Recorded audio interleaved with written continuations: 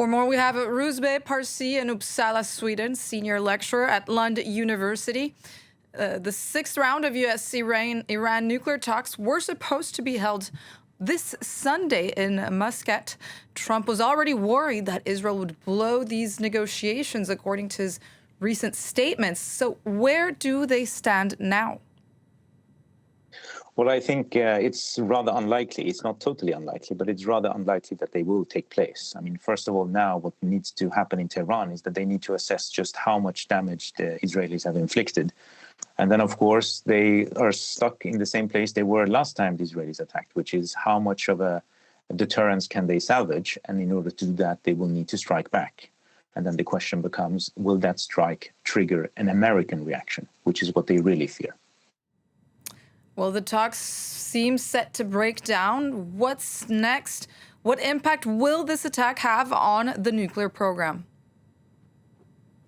Well, we know already from American war games going back 20 years that the Americans, not the Israelis, but the Americans can destroy the program.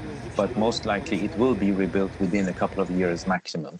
And then, of course, the only purpose for that program will then be to have a nuclear weapon, which is the ultimate deterrence, after all. So in that sense, whatever happens now will probably cascade in terms of a potential escalation, unless, rather unlikely, but nonetheless possible, that this brings everyone back to the table in a way that results in an agreement. But the question is whether the Iranians are willing to see a difference between the American position and the Israeli position.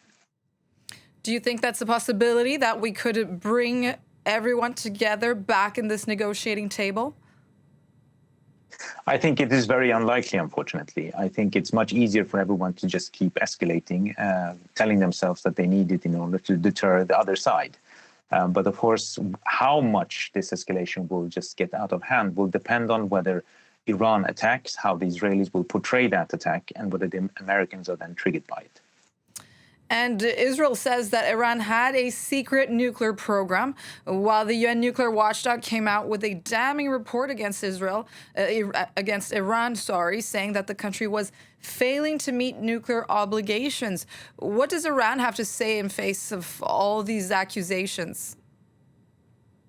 Well, I mean, it is obviously very serious that the IAEA directs these accusations against Iran, and the Iranians have a lot to answer for in terms of transparency regarding their program.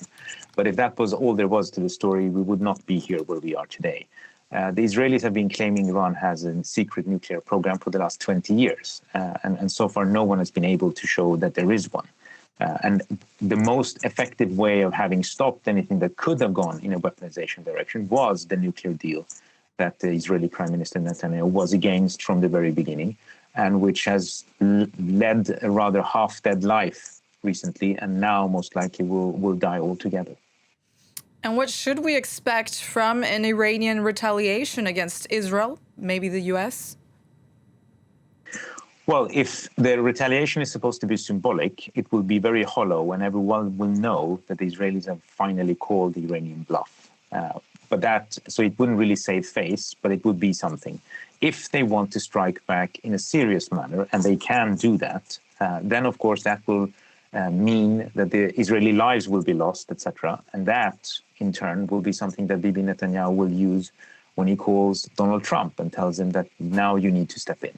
It has been clear from the very beginning for years now that the Israelis can initiate this war, but they can never finish it on their own. They will need to drag the Americans into it.